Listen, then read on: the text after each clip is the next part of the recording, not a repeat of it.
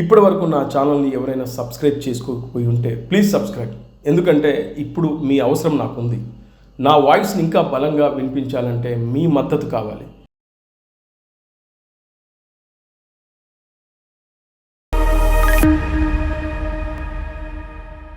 Hello friends, నేను రాజు గారు.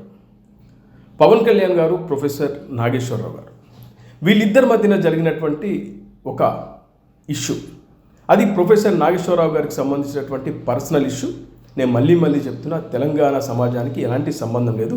అతని ప్రొఫెషనల్లో భాగంగా అతను రాజకీయ విశ్లేషకుడు కాబట్టి ఓ పార్టీ గురించి, దానికి సంబంధించినటువంటి వ్యవహారాల గురించి ఒక అసత్యపు ప్రచారం చేశాడు కాబట్టి జనసేన పార్టీ అధినేత పవన్ కళ్యాణ్ గారు అతనిపైన సీరియస్ అయ్యారు. అదేవిధంగా ఈ ప్రొఫెసర్ నాగేశ్వరరావు గారు తన మాటలు వెనక్కి తీసుకున్నారు అనేది అందరికీ తెలిసిందే. ఆ ఇష్యూ అప్పటితో క్లోజ్ అయిపోయింది. ఆ తర్వాత కొంతమంది మేధావులు తెలంగాణకేదో వీళ్ళు బాగా లబ్ధి చేకూర్చున్నట్టు, వీళ్ళ వల్లే తెలంగాణ బాగుపడుతున్నట్లు, వీళ్ళ వల్ల తెలంగాణ సమాజానికి ఏదో ఉపయోగపడుతున్నట్టు, ప్రతి ఇంటికి వీళ్ళే బువ్వ పెడుతున్నట్లు కొంతమంది మేధావుల ముసుగులో మొన్న ఒక రౌండ్ టేబుల్ మీటింగ్ పెట్టి తెలంగాణకు అన్యాయం జరిగిపోతూ ఉంది, హైదరాబాద్లో మీరు ఎలా ఉంటారు, అట్లా ఇట్లా అని చెప్పి పాషం యాదగిరి, తులసి చందు, పృథ్వీరాజ్ అనే మరో వ్యక్తి, తొలి వెలుగు యూట్యూబ్ ఛానల్ యూట్యూబర్ రఘు, ఇలా కొంతమంది కలిసి మొన్న పెద్ద హడావిడి చేసి రౌండ్ టేబుల్ మీటింగ్ పెట్టి నానా హంగామా చేశారు. ఇష్టానుసారంగా బూతులు మాట్లాడే వాళ్ళ కోసం ఈ వీడియో నేను ప్లే చేస్తున్నాను.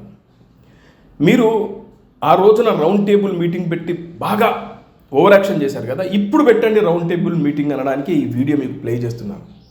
ఇవాళ తెలంగాణలో రైతులు వాళ్ళ వడ్లకి గిట్టుబాటు ధరలు రాకుండా రోడ్ల మీద ఆరగోసుకొని వర్షాలు పడతా ఉంటే అవి పచ్చిగా అయిపోయి నానా ఇబ్బందులు పడుతూ తెలంగాణ రైతు ఇవాళ ఎంత గోసపడుతుందో ఒక తెలంగాణ జగిత్యాలకు సంబంధించినటువంటి రైతు తన పాట రూపంలో పెట్టిన వీడియో ఇవాళ సోషల్ మీడియాలో బాగా వైరల్ అవుతుంది. ఈ వీడియో ప్లే చేసిన తర్వాత మీ గురించి మాట్లాడతాం. మళ్ళీ రైతునయ్యి పుట్టినాను, రైతునయ్యి పెరిగినాను, రాజకీయము నేను చేస్తే రంది లేకుంటుందునయ్యా. రైతునయ్యి పుట్టినాను, రైతునయ్యి పెరిగినాను, రాజకీయము నేను చేస్తే రంది లేకుంటుందునయ్యా. 6 నెలల కష్టములో 66 గోసలయ్యా, బీట్లు తెచ్చి వడ్లు పోస్తే కొనేటోళ్ళే లేరయ్యా. ఏమి బతుకు రైతు బతుకు చూడరో, ఏమి బతుకు ఈ రైతు బతుకు చూడరో.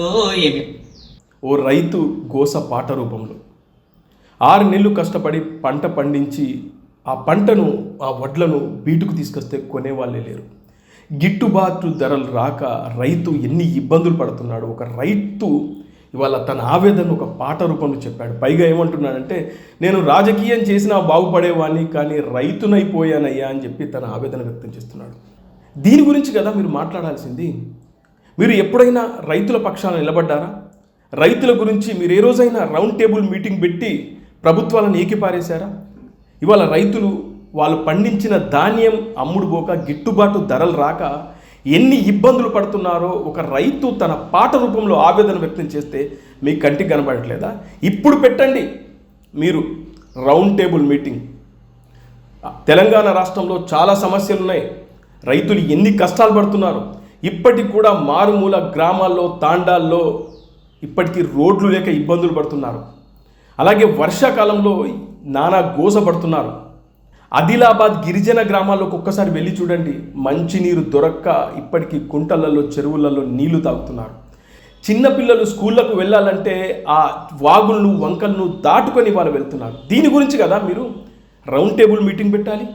ఇవి కాదు, ఎవరు దొరుకుతారు, ఎక్కడ మనకు తెలంగాణ సెంటిమెంట్ దొరుకుతుంది, దాన్ని మనం క్యాచ్ చేసుకుందాం, ఎలా దానివల్ల మనం లబ్ధి పొందుదాం, ఇదే మీ ఎజెండా, మీ టార్గెట్ ఇదే. ఏదో ఒక రాజకీయ పక్షానికి తొత్తుగా మారాలి. వాళ్ళు వేసే పేటీఎం డబ్బులకు ఆశపడి మీరు మొన్న రౌండ్ టేబుల్ మీటింగ్ పెట్టారనేది ప్రతి ఒక్క తెలంగాణ పౌరుడికి తెలుసు. నేను కూడా ఒక తెలంగాణ బిడ్డనే, కరడుగట్టిన కరీంనగర్కి సంబంధించినటువంటి తెలంగాణ బిడ్డను. మరి తెలంగాణ బిడ్డనే నేనే చెప్తున్నాను. మీరు తెలంగాణ సమాజాన్ని మీరు ఇవాళ ఇబ్బంది పెడుతున్నారు మీ మాటలతో. మీరు అనవసరంగా ప్రాంతీయ విభేదాలను, విద్వేషాలను రెచ్చగొడుతున్నారు. మీకు ప్రజా సమస్యలు పట్టవు.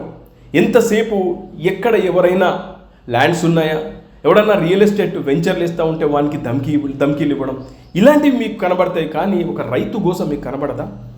పాషం యాదగిరి కానీ లేదంటే తులసి చందు పెద్ద పెద్ద డైలాగులు కొడుతూ ఉంటుంది. ఈ సూపర్ ఉమెన్ చాలా పెద్ద పెద్ద డైలాగులు. అమ్మో, ఈమె వీడియోలు చూస్తూ ఉంటే సామాన్య వీక్షకులకు ప్రేక్షకులకు అనిపిస్తుంది, అబ్బా ఎంత దేశం పట్ల రాష్ట్రం పట్ల ఎంత ఈమెకు ప్రేమ ఉందో అనిపిస్తూ ఉంటుంది ఆ వీడియోలు. కానీ ఆమె నిజస్వరూపం మొన్న బయటపడింది. ఒక జర్నలిస్ట్ అయి ఉండి ప్రాంతీయ విభేదాలను నువ్వు రెచ్చగొట్టేది? ఇవేనా మీకు జర్నలిజంలో నేర్చుకున్న పాఠాలు?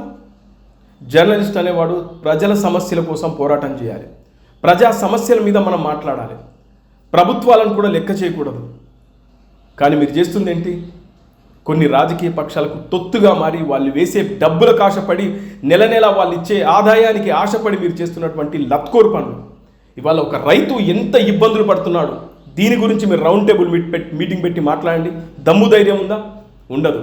ఎందుకంటే ఇలాంటి రైతుల గురించి కానీ ఇంకెవరి గురించి అయినా మాట్లాడితే ఆమ్యామ్యాలు రావు. కాబట్టి మీకు కావాల్సింది రియల్ ఎస్టేట్ చేసేవాళ్ళు, సినిమా ఇండస్ట్రీకి సంబంధించిన నిర్మాతలు, ఇలాంటి వాళ్ళని మీరు దమ్కియాలి, డబ్బులు సంపాదించుకోవాలి. ఇవాళ మీ ఆస్తులు ఎంత? మీరు ఇలాగే రెచ్చిపోతూ ఉంటే మీ ఒక్కొక్కరి జీవితాన్ని కూడా ప్రతిరోజు రోడ్డు మీద పెట్టే రోజులు తప్పకుండా వస్తాయి. తస్మాత్ జాగ్రత్త. ఇప్పటి వరకు నా ఛానల్ని ఎవరైనా సబ్స్క్రైబ్ చేసుకోకపోయి ఉంటే ప్లీజ్ సబ్స్క్రైబ్. ఎందుకంటే ఇప్పుడు మీ అవసరం నాకు ఉంది. నా వాయిస్ని ఇంకా బలంగా వినిపించాలంటే మీ మద్దతు కావాలి. ఇప్పటిదాకా నేను పెద్దగా అడగలేదు, ఎప్పుడో ఒకసారి అడిగేవాడిని సబ్స్క్రైబ్ చేసుకోండి అన్న రోజునే మీరు కొంతమంది 100 మందో 50 మందో సబ్స్క్రైబ్ చేసుకునేవాళ్ళు. ఆ తర్వాత మళ్ళీ యథావిధిగా 10 మందో 20 మందో రోజుకు సబ్స్క్రైబ్ అవుతున్నారు. ప్లీజ్ దయచేసి సబ్స్క్రైబ్ చేసుకోండి. నా వాయిస్ ఇప్పుడు ఖచ్చితంగా అవసరం. మీ సబ్స్క్రిప్షనే నాకు మరింత మద్దతునిస్తుంది కాబట్టి ప్లీజ్ సబ్స్క్రైబ్.